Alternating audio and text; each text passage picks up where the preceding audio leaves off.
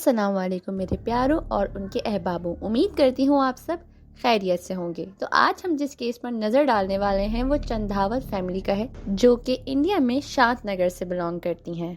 होता कुछ ऐसा है, 1 जुलाई 2018 गुरुचरण सिंह जी एज यूजुअल अपनी वॉक के लिए निकलते हैं और वो जब दूध परचेज करने के लिए जाते हैं तो वो देखते हैं कि दुकान बंद होती है, क्योंकि वो दुकान हमेशा 6 से 7 बजे तक सुबह में खुल जाती है। तो वो उनको बहुत ज़्यादा मशकूक जब वो घर जाते हैं तो उनका गेट ओपन होता है। स्टिल वो नॉक करते हैं, कोई जब रिस्पॉन्स नहीं करता तो वो एंटर होते हैं और एंटर होने पर सीढ़ियों से ऊपर जाने पर जो वो सीन देखते हैं वो बहुत ही हॉरेबल होता है, जैसे कि किसी हॉरर मूवी का सीन। वो देखते हैं कि 10 लाशें छत से टंगी हुई हैं। ये मंजर देखते ही वो चीखते हुए बाहर निकल कर आते हैं और पुलिस को फ़ोन घुमाते हैं। जैसे ही पुलिस से कांटेक्ट होता है, पुलिस वहाँ पहुँचती है और क्राइम सीन को पुलिस देखने के बाद कुछ इस तरह डिस्क्राइब करती है जैसे पेड़ पर शाखें टंगी हों।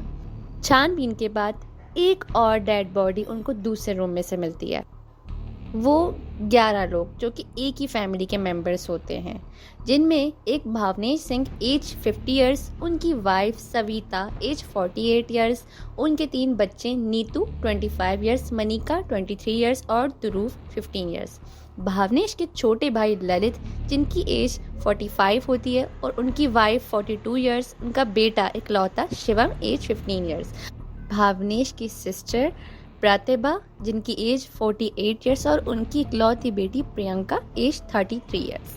भावनेश और ललित की मदर होती हैं जो कि दूसरे रूम में बेजान हालत में पाई जाती हैं। पुलिस इस केस से रिलेटेड हर सस्पेक्ट पर कड़ी से कड़ी नज़र डालती है और इस केस को हर नज़रिए से देखने की कोशिश करती है कि शायद ये प्रॉपर्टी का कोई फड्डे में ऐसा किया गया हो, इनका मर्डर कर दिया गया हो। क्या पता इनमें से किसी का जेलस बॉयफ्रेंड हो जिसने इनके साथ ऐसा किया हो, इनका कोई रिलेशनशिप, कोई रिलेटिव, हर नज़र से देखा जाता है, मगर फिर भी कोई भी ऐसा सस्पेक्ट नहीं मिलता जो कि मर्डर की तरफ लेकर जा रहा हो पुलिस को। घर में छानबीन पर पुलिस को कुछ डायरीज मिलती हैं और वो सब डायरीज ललित ने लिखी होती हैं, जो कि इस हॉरिफिक ट्रेजेडी का मेन कैरेक्टर है। ललित मेडिकल में स्टूडेंट था, मगर मेंटली इलनेस की वजह से उसको कॉलेज से ड्रॉप आउट होना पड़ा। वो अपनी वुड शॉप रन करता था। 2004 में ललित के साथ एक हादसा पेश आता है, where he got trapped in fire, जिसकी वजह से उसकी आवाज़ चली जाती है। शायद उस हादसे के ट्रॉमा की वजह से डॉक्टर्स कह देते हैं कि अब इसका कोई इलाज नहीं है, क्योंकि वो भी नहीं समझ पा रहे थे कि ललित की आवाज़ जाने का रीज़न क्या है। वो उसको हर तरह से देखने की कोशिश करते हैं, मगर कोई भी ऐसा रीज़न समझ नहीं आता है। अब आते हैं ललित के फादर भोपाल सिंह की तरफ। कहा जाता है कि वो बहुत लविंग और केयरिंग पर्सन थे, जो हमेशा दूसरों की मदद के लिए हाजिर रहते थे, मगर अचानक 2006 में उनकी डेथ हो जाती है, जिसका ललित पर बहुत असर पड़ता है। डेथ के बाद फैमिली अपने रिलीजियस तरीके से 10 दिन तक उनके लिए प्रेयर करते हैं और उस प्रेयर में अचानक एक दिन ललित की आवाज़ निकल आती है। सोचिए ज़रा, ये कैसा कोइंसिडेंस है कि एकदम से फादर की डेथ के बाद, जिसके डॉक्टर्स ने बता दिया था कि कोई वजह नहीं है और कोई इलाज नहीं है, इसका आवाज़ हमेशा के लिए चलेगी, मगर अचानक 3 साल बाद ललित की आवाज़ वापस आ जाती है और ललित अपनी आवाज़ का वापस आ जाने का शुक्रगुजार अपने फादर को करता है कि ये उनकी आवाज़ है। और एक दिन ललित कहते हैं कि डैडी मेरे ख्वाब में आए थे और उन्होंने कहा कि तुम्हारी आवाज़ आने की खुशी में तुम्हें प्रेयर करनी चाहिए। तो वो पूरी फैमिली को इसके लिए कन्विंस करता है। अब पूरी फैमिली ललित को दूसरी तरह ही देखने लगते हैं। वो अपने फादर की शक्ल ले रहा होता है और पूरी फैमिली इस चीज़ को मान भी रही होती है कि ललित में फादर आते हैं और वो सबको इंस्ट्रक्शंस देते हैं कि कैसे क्या करना है। ठीक है, इन चीज़ों पर उतरता जा रहा होता है ललित और अपने फादर की डेथ के कुछ मंथ बाद से ही हर बार डायरी में मेंशन करता है। उन डायरीज़ में उनको स्ट्रिक्ट ऑर्डर मिला हुआ होता है, छोटे से बड़े तक को, जो कि ललित की फादर की तरफ से होता है, और उनकी डेली रूटीन तक मेंशन होती है कि हर मेंबर को इस रूटीन को स्ट्रिक्टली फॉलो करना है, जिसमें जर्नल बातें भी होती हैं, फाइनेंशियल इश्यूज़ भी होते हैं, वेल बीइंग हेल्थ इश्यूज़ भी होते हैं, सब कुछ मेंशन होता है। फैमिली ने नॉन वेजिटेरियन खाना छोड़ दिया था बिल्कुल। दोनों भाई ड्रिंक करते थे, फादर के स्ट्रिक्ट ऑर्डर पर वो भी छोड़ देते हैं। और जैसे जैसे ललित उनके फादर की शक्ल में कहता जाता है, उससे उन्हें फाइनेंशियल और वेल बीइंग में भी बहुत फ़ायदा होने लगा। उनका मानना था हमारे फादर हमें दूसरी दुनिया से सब गाइड कर रहे हैं और उनकी जितनी भी रस्म पूजा पाठ जिसे कहते हैं, उसे ललित के अकॉर्डिंग करते जा रहे थे सब, क्योंकि वो समझते थे कि ये ललित नहीं है, ये हमारे फादर हैं, वही ये सब कुछ कर रहे हैं। फिर आते हैं फाइनल रिचुअल, जिसमें ललित ने डायरी में स्टेप बाय स्टेप पूरा लिखा था कि ये रिचुअल हमें कैसे अदा करनी है, जिसमें ये था कि हमें एक बद तपस्या करनी है, आई थिंक ऐसा ही कुछ बोलते हैं, जिसमें हम सबको पेड़ की शाखों की तरह लटकना है। आसपास के सीसीटीवी में उस रिचुअल का सामान लेते हुए भी नजर आ रहे होते हैं ये लोग, जैसे नीतू और उसकी मदर सविता 5 स्टूल घर के अंदर ले जाते हुए नजर आती हैं। उसके बाद 10 बजे के आसपास ध्रुव और शिवम इलेक्ट्रिकल वायरस लेकर जाते नजर आते हैं।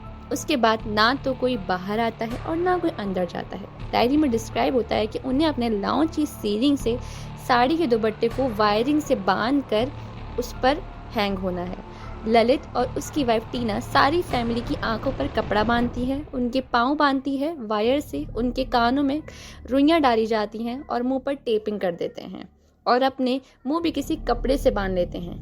2 मेंबर्स एक स्टूल शेयर कर रहे होते हैं क्योंकि वहां से 5 स्टूल मिलते हैं। सिर्फ टीना के हाथ नहीं बंधे होते और फिर वो सब स्टूल हैंग होने के बाद खुद ही अपने पाँव से गिरा देते हैं और लटक जाते हैं। और डायरी में कुछ ऐसा मेंशन होता है, कोट, जमीन हिलेगी, आसमान फटेगा, पर तुम परेशान ना होना, बस मंत्र पढ़ते रहना, मैं आऊँगा और तुम सबको बचा लूँगा। नोट में ये भी लिखा होता है, सब अपने हाथ खुद बांध देंगे मगर खोलने में एक दूसरे की मदद करेंगे, क्योंकि उनको पूरा भरोसा होता है कि उनके फादर आकर उन्हें बचाएंगे और कोई भी यहाँ से मरेगा नहीं, सब जिंदा रहेंगे। और क्योंकि उन्होंने इसके बाद अपनी डेली लाइफ रूटीन स्टार्ट करनी होती है, उन्होंने क्योंकि उसके ही एक दिन पहले कपड़े धोने के लिए दिए हुए होते हैं, फ्रिज में खाना बिल्कुल सही हालत में रखा होता है, चने तक भिगोए हुए होते हैं, तो इससे लगता नहीं कि वाकई उनका कोई प्लान था मरने का। पुलिस इस केस को मास सुसाइड का नाम देती है और क्योंकि भावनेश आखिरी सांसों पर खुद को खोलने की कोशिश करता है, क्योंकि उसके हाथ खुले हुए होते हैं और उसका एक हाथ उसके टेप मुंह की तरफ टेप की तरफ होता है, थोड़ा सा टेप हटा होता है और उसका एक पाँव ज़मीन को टच कर रहा होता है, जिससे कि अंदाज़ा लगाया जा सकता है कि आखिरी टाइम में उसने खुद को खोलने की कोशिश की थी, मगर वो नाकाम हो जाता है। पुलिस का कहना यह भी होता है कि एक बंदे की मेंटल इलनेस पूरी फैमिली को मौत के कुएं में ले गई। ये सब सिर्फ ललित की सोची जहनी जो बीमारी कह रहे हैं, जिसे लगा कि उसके फादर सबको मैसेजेस भेज रहे हैं दूसरी दुनिया से, और इस बात पे किसी भी फैमिली मेंबर्स ने उसे डिसऑबे भी नहीं किया। उन्हें ललित के कहे पर इतना भरोसा था कि उन्हें कुछ नहीं होगा। मगर इस कहानी का एक रुख ऐसा भी आता है क्योंकि ललित के फ़ोन में कुछ ब्लैक मैजिक की वीडियोस मिलती हैं, काला जादू, इससे रिलेटेड कुछ वीडियोस मिलती हैं। तो अगर हम ऐसा भी सोचें कि हो सकता है कि ललित ब्लैक मैजिक में इन्वॉल्व हो और वो अपनी पूरी फैमिली को शायद बेवकूफ़ बना रहा हो, क्या पता जिसको वो फादर का नाम ले रहा था वो कोई शैतान हो, क्योंकि लोगों का ये भी कहना है कि ललित ने उन सबको कन्विंस करके उनको बलि चढ़ाया। ऐसा भी कैसा पॉसिबल हो सकता है? वो लोग एक एजुकेटेड फैमिली थी, कोई एजुकेटेड बंदा इस चीज़ पर कैसे यकीन कर सकता है? हो सकता है कि ब्लैक मैजिक की वजह से सबकी आंखों पर पट्टी बन गई हो कि जो ललित कह रहा है बिल्कुल ठीक कह रहा है, क्योंकि हो सकता है कि उनके घर में ये सब कुछ जो है ललित की वजह से, उसके ब्लैक मैजिक की वजह से चल रहा हो और कोई भी इस बात को डिसओबे नहीं कर रहा था, कोई भी उस चीज़ से इनकार नहीं कर रहा था। ऐसे कैसे पॉसिबल हो सकता है? इस स्टोरी पर एक नेटफ्लिक्स सीरीज बनी है, द हाउस ऑफ सीक्रेट्स, आप बिल्कुल जाकर देख सकते हैं और अपनी भी राय मुझसे शेयर करें कि ऐसा आखिर क्यों हुआ, क्या हुआ। आपको अगर इस केस से रिलेटेड कोई भी अपडेट्स है तो वो भी मेरे साथ शेयर करें। और अगर आपके आसपास आपसे रिलेटेड कोई बंदा आपको मेंटली इल लगता है तो काइंडली उसको एक्सेप्ट करें, because it's okay to not to be okay. ठीक है, आप लोगों को चाहिए कि जो लोग आपके आसपास आपको लगे कि कुछ सही नहीं कर रहे हैं तो उस चीज़ को एक्सेप्ट करके उसको डॉक्टर को दिखाएं और उसका सही इलाज करवाएं। खैर, आज मेरी स्टोरी इतनी ही थी। अगर आपको पसंद आई तो लाइक करें, कमेंट करें और अगर आपने मेरे चैनल को सब्सक्राइब नहीं किया तो प्लीज़ सब्सक्राइब करिए। अपना ख्याल रखें। अल्लाह।